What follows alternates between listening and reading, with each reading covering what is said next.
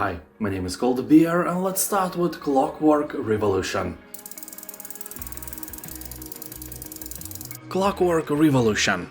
This is a very cool steampunk first-person RPG. Here, after stumbling across an incredible invention that allows you to travel into the past, you discover that the city you call home, the vibrant steam-powered metropolis of Avalon, has been changed through the alteration of historical events. So someone decided to put pineapple into potato salad and everything is in ruins now. I'm kidding, I won't spoil the real plot for you. By traveling back to key moments, your interactions and choices will have a butterfly effect on a narrative-driven world and its characters, causing them to change and react in unprecedented ways. By the way, have you seen the movie Butterfly Effect with Ashton Kutcher? I can totally recommend it, it's dope. Anyway, the game is obviously inspired by Bioshock, Fallout and especially by famous first-person shooter called Singularity, where you had a device helping you to manipulate time and destroy or fix objects along the way. The game describes itself as meant for an adult audience, will include some nudity and frequent violence and gore. Yes, we need that. Hell is Us. This is a third-person action-adventure RPG that combines intense melee combat with a thrill of exploration. Here you will lose yourself in a semi-open world and will try to find answers to your questions and face mysterious creatures all along your journey. The civil war is dividing the country and the region is suffering from a mysterious calamity, which has given rise to supernatural creatures that no modern weapon can defeat. But so it happens that you have a drone and a sword from a different age, and that somehow makes you awesome. With the help of these items, you cut a way through these lands infested with terrifying creatures and try to unravel the mystery of their appearance. Like seriously, why is this happening? To confuse you even more, the game has no map, no compass and no quest markers. Wait, what? I know, right? But following your instincts is part of the adventure. So if you're not very good at finding your way in a forest or in a foreign city, for example, the game will prove to be a challenge. Stygian, Outer Gods. In this survival horror first-person RPG, you will immerse yourself in a unique world full of dangers, unexplored dark corners, and looming evil beyond mortal comprehension. You will assume the role of a mercenary accompanying the enigmatic girl to the foggy settlement of Kingsport to uncover her family's dark secret. You will explore the dark streets and alleys inspired by the works by H.P. Lovecraft himself, and check all the hidden corners to unlock access to new areas. The game obviously encourages exploration. You will find secrets, solve puzzles, open new paths, and unlock locked doors. Here many extraordinary locations await you. An old village, a mysterious mansion, dark mines, cemeteries, foggy forests, and of course, an old lighthouse. Yeah, hello there, what can go wrong in that place, you may ask? You'll have to find out by yourself. Let's hope really soon, according to various rumors, but the release date is not set in stone yet. Anyway, it looks like a nice tentacle to attach to your wishlist. Monster Hunter Wilds. Another game in the legendary Monster Hunter series. Here you will fulfill your duty as a hunter by tracking and defeating powerful monsters or losing pathetically to them. You know, it's you we are talking about. Come on, I'm kidding, of course. No, I'm not. So, along with monster hunting, you will be forging strong new weapons and armor from the materials you harvest from your hunt as you uncover the connection between the people of Forbidden Lands and the areas they inhabit. This is an unexplored region your guild has yet to uncover. As developers say, the environments within the Forbidden Lands can drastically change as the weather shifts constantly and suddenly. During the harsh and perilous periods, ravenous monsters will venture out to hunt in packs. Yet during the periods of plenty, wildlife is rich and abundant. Not only you as a hunter, but the monsters who inhabit these environments have been forced to adapt to the dynamic changes using their unique characteristics to survive and thrive. You will be able to play the game alone, use the online co-op option to play with friends, and even cross-platform multiplayer will be available. So it's time to think of some blackmail you can use so your friends would be forced to play the game with you. Vampire the Masquerade, Bloodlines 2. Developers of the game had some serious problems. Workers were leaving this project one after another, like alcoholics would leave a bar that only has warm milk to offer. So the publisher, Paradox Interactive, took away the development from the studio and gave it to another, well-known Chinese room, which is a British game developer, so the game won't be sending your day-to-day data to communist paradise. Long story short, the game was supposed to be released 5 years ago, but has been delayed to autumn of 2024, and now the date is someday in 2025. Anyway, you will enter the world of darkness and rise through vampire society. In this sequel of the classic game, your choices, plots and schemes will change the balance of power. Here you will have to ask yourself two important questions. What monster will you be? And what kind of blood is your favorite? The one of the potato salad addicts, of course. Yeah, I'm in danger. Anyway, here you can choose to be brutal and unflinching, or cultured and seductive. Use charm, cunning, terror and sheer will to rise through vampire society and become the true lord of darkness. Or, at least some squire of dusk. Crashlands 2. In the second part of the game, you will return as an intergalactic trucker and disgruntled corporate employee. After years away from the planet, you return to visit some old pals and recover from corporate burnout. But before your vacation can even begin, a mysterious blast from the planet's surface sends you crashing into a new land, far from friends and alone in an alien wilderness. That isn't that bad. You'll meet a colorful cast of characters, each with their own unique skills and knowledge. You may befriend them, help them with their goals, and discover new crafting recipes together through the power of friendship. After a long day of exploring the wilderness, fighting slugabunds and getting sneezed on by trunkles, you'll need a place for you and your alien pals to relax. Build a cozy home away from home, where you can retreat from the outside world to craft, chat and farm, or tame orphaned slugger baby. First part of the game has around 90% positive reviews on Steam, so the expectations are high. Not as high as Charlie Sheen in his prime, but high enough. Orkendale, the Scarred Land. This is an open-world fantasy game in which the fate of an entire continent is in your hands. Whether the orcs will be able to conquer the continent or humanity will defeat them depends only on your decisions. So far the game has no normal footage available. Everything that I could find looks like a landscape demonstration made with Unreal Engine. So the release date in second quarter of 2025 looks kinda sketchy. But who am I to judge? Maybe they will surprise us. Anyway, here you'll find 3 different factions that reside in 3 different towns, many mysteries scattered around the world, and never-ending conflict between humans and orcs. Sounds like Warcraft. Avowed.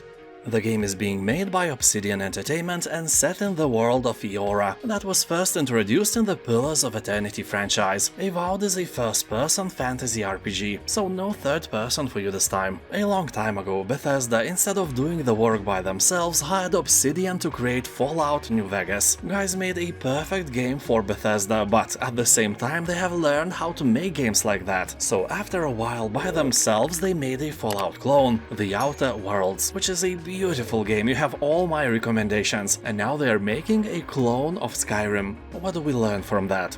Well, don't share your secrets, just don't, especially if they are so profitable. Anyway, now both companies belong to Microsoft and the rivalry is only on the level of honor, although the size of Avowed is not as big as we might have expected it to be, especially after the studio was bought by Microsoft.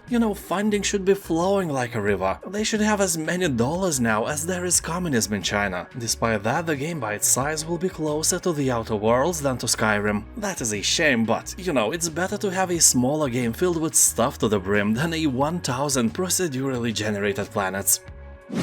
Crimson Desert. Despite being a spiritual successor of Black Desert MMORPG, it seems that Crimson Desert will be a single-player focused experience. Although multiplayer-wise, I think they may implement something like we saw in the Elden Ring. Or not, we'll see.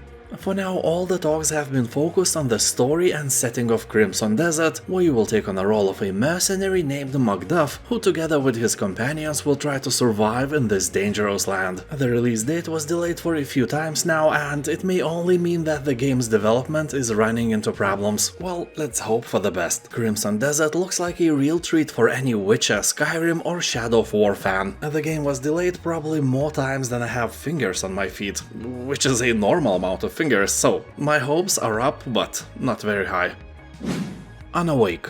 The story begins after nosy archaeologists have found some ancient city and the entrance to mysterious underground structures. Then someone in charge decided that you should go down and investigate what is happening. You know, why not? Let's send some dude into the unknown. What's the worst that could ever happen, right? Well, at least they could have given you a few automatic rifles and a rocket launcher. You know, just in case, but they didn't. So you'll have to hack and slash your way through hordes of undead, demons, and other nasty stuff in this beautiful world made in Unreal Engine 5. Dying Light, The Beast.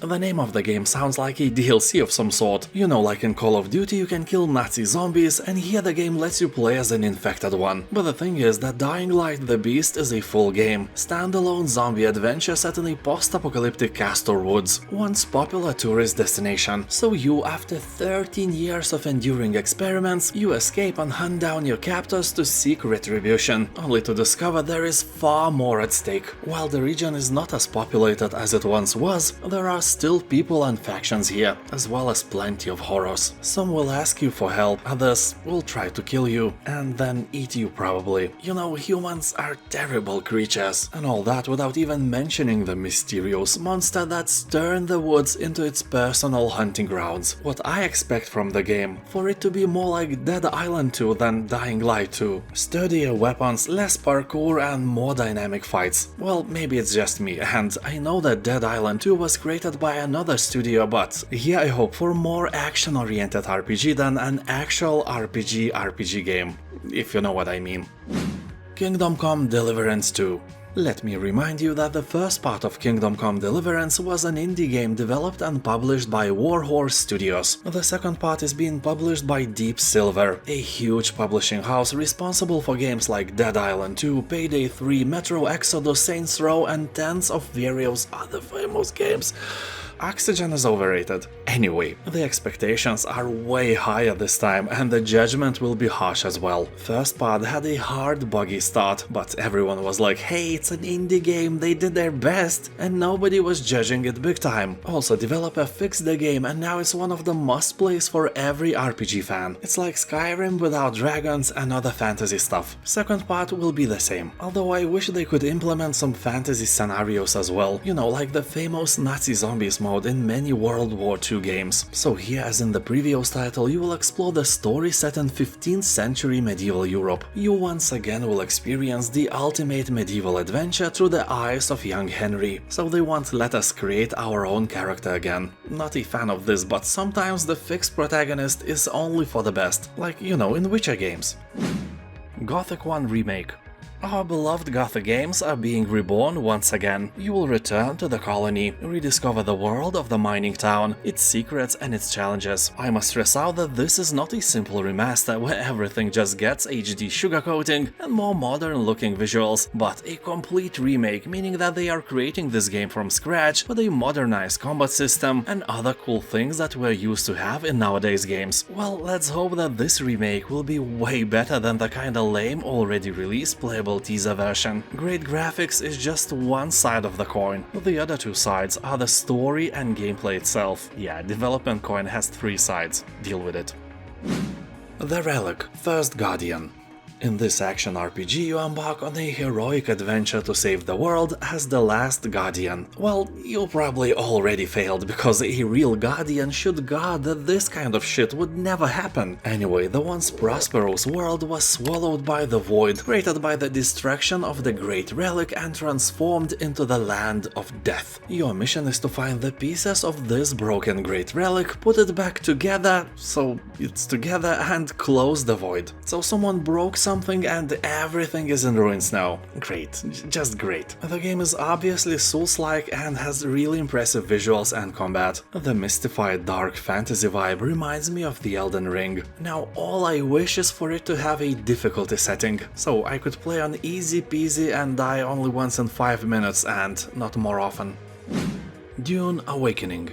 This is a third-person, open-world crafting survival MMO set in the dunes of Arrakis. The story takes place in an alternative branch of history. This is a dune where Paul Atreides was never born, where MILF Lady Jessica obeyed the Bene Gesserit and gave birth to a girl, and Duke Leto survived the assault on Arrakeen. So here the war of assassins between Atreides and Harkonnen rages across the planet. New factions form, old ways fade, and the Fremen are gone. So your adventure begins here, on this desert planet. You have to find the Fremen and wake the Sleeper, whatever that is. Like really, the spectre is really wide here, from a dude with superpowers to a sandworm named like that. Where is Sleeper? We have to travel and kick some ass. Oh, you know, he's probably asleep. Yeah, I don't like spoilers, so I decided to not give you any as well. You are welcome. So I've seen some videos where developers said that they took some inspiration from Conan Exiles and other MMOs, and I'm pretty sure that Mass Effect had a role here as well. Also, you will be able to build a base, make your own blueprints or buy them from other players, craft tools, vehicles, join guilds and witness the changing landscape after the storms. And always beware of the sandworms, they are attracted by almost everything. And now thank you for watching, have a nice day, and I'll see you next time. Bye.